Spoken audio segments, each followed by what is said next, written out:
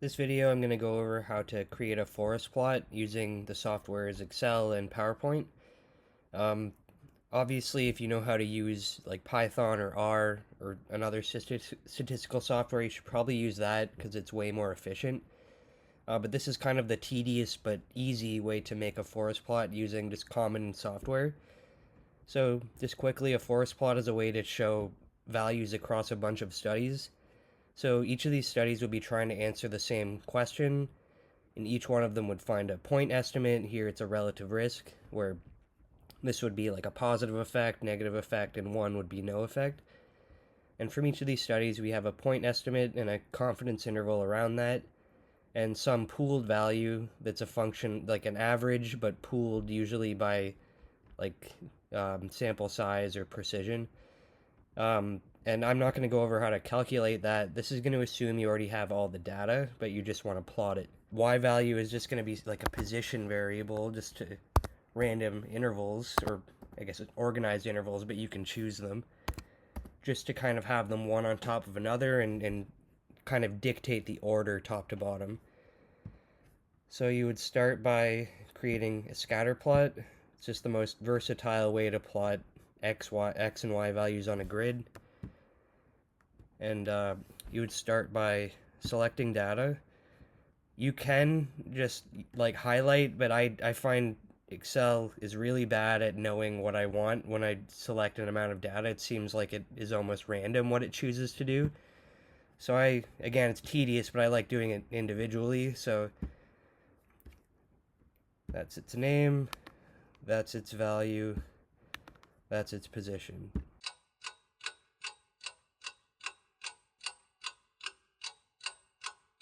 Okay, so that should plot the data basically, and it doesn't look like a forest plot yet. Um, but yeah, you might want to keep these grid lines. I kind of hate them. You don't need this y-axis because it's not actually providing information. And if you want to kind of dictate what this x-axis is, you can format the axis and just like change what the minimum is if you want to. Well, we have values that go from, oh, yeah, like that's probably a reasonable range there.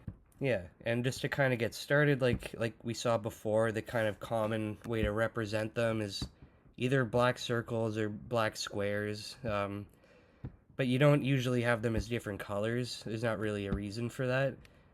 And this is another one of those times that like I would probably have a quicker way to do it if I knew more about Excel, but I'm just going to quickly turn each of these black. Okay, so now we have the values, but we want the standard error or the confidence interval. So the way Excel does that is you can add standard errors. It can't make sense of this confidence interval as is. It needs like absolute values. With the lower one, it's always going to be a positive value. It's just the distance below and above. So you would do here the relative risk minus the lower CI. So that's like the distance between the two. And this is just a quick trick so you can apply it to a bunch of cells instead of having to do it every time. And for the upper, you would take the upper, because it always has to end up being a positive value, and subtract the relative risk. This dollar sign means I'm like holding the D row and holding the B row, and it'll both go up like to D3, B3, D4, B4, like in these other rows. Yeah, so now we have the error. Instead of its like absolute position, we have just its quantity. It's like, so now we can get started on adding these error lines. So you would go to chart design, you can add a chart element, error bars.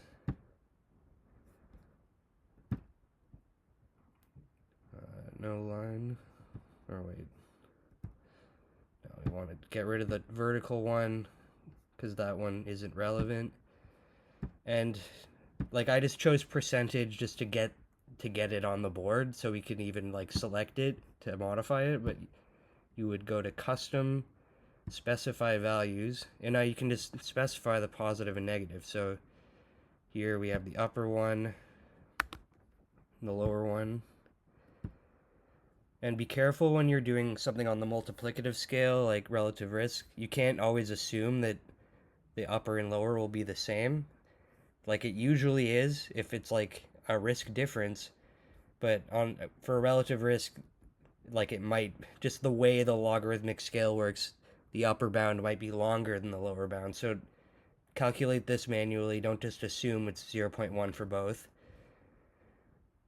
So yeah, there's another of those times I'm probably gonna speed this up so you don't have to.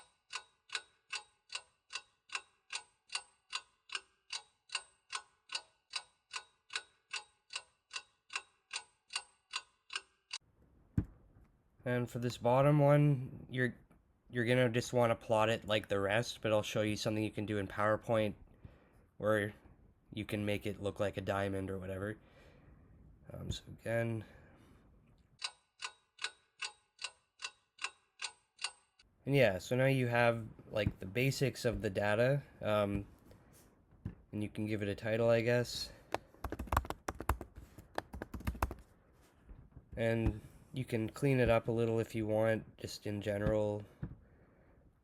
I like to make everything the same size, give it a nicer, more professional font, bold it. I just, for some reason, bold whenever I'm doing graphs. And yeah, now you have the gist of the data. Something happened with this one at the bottom. I guess maybe the vertical is so small I can't highlight it or something. But that doesn't matter because that's the average one, and we're just gonna like superimpose a diamond on top of that anyway.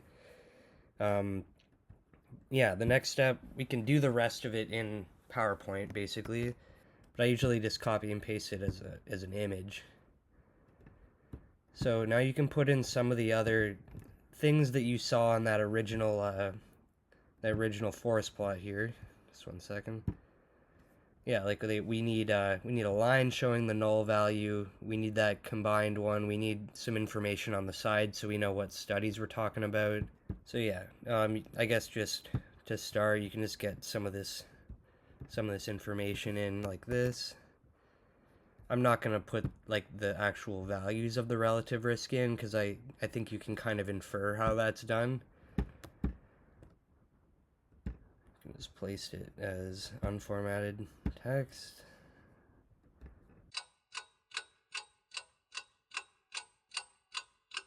You can put in that line showing 1 is the null value.